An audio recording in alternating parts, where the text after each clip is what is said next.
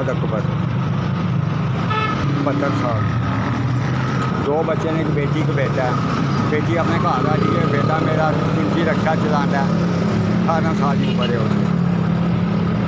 4 साल हो गए जी। मैं अपने बच्चे की रोटी कमाना। मेरे 2 बच्चे ने, एक बेटी एक बेटा। बेटी अपने घर आ रही है, बेटा 18 साल की उम्र का, जो मेरे कोल घर रहिंदा, चिंची रक्षा चलाता है जी। मैं सिर्फ बहना अपने बच्चों की रोटी वास्ते कि मेरे वड्डी बेटी का एक बच्चा है और यतीम है मेरे कोल है, मेरी बेटी नहीं गई, लिहाजा मेरे को 10 सर्टिफिकेट में हस्पताल का मेरी बेटी का पिया होया, जिसे उसका इंतकाल होया। वो बच्चा मेरे नाल है तो वड्डा बेटा मेरा, जो मेरा नवासा जेड़ा यतीम है, वो मेरे नाल है। 2 तो तीसरा मैं। 7000 मकान का किराया देने। तो बस अपना रोटी पानी कमाने बैठे अल्लाह के आसरे। किसी के हथ नहीं फैलाते, किसी को कहते नहीं। तो खुदा को भी अपनी मर्जी ना नेकी कर जाए तो अल्लाह उसका भला करे, जे ना कर जाए तो अल्लाह के आसरे बैठे किस ना साडा तलक नहीं मंगन मंगता। पैल नहीं गा जी मेरे को।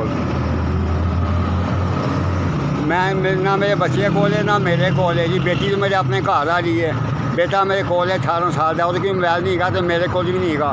तो 11 साल का मेरा नवासा है यतीम जरा मेरे कोल है, हाले भी मेरे कोल है। बाहर खेलन गया ये पार्क दे, और मेरे नाल बहता मेरा ब्लड हाई हो जाता, मेरी तबीयत ठीक नहीं रहती। और मेरे ख्याल वास्ते बेटा मेरे कोल होंदा नवासा मेरा, कि खुदा ना खासा गुवारा घाटा हो जाए तो रक्षा मैनू पा के घर लै गए।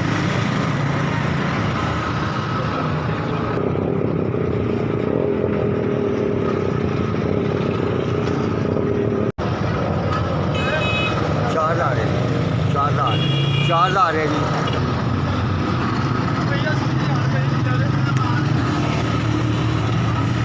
जिन्हें मैंने 4000 की मदद की है जी, अल्लाह उन्होंने बच्चों का ख्याल करे, उन्होंने भला करे, अल्लाह उन्होंने कारोबार बरकत पाए, अल्लाह उन्होंने अपनी रहमत रखे, अल्लाह उन्होंने इंज तौफीक दे जैसा करते रहें।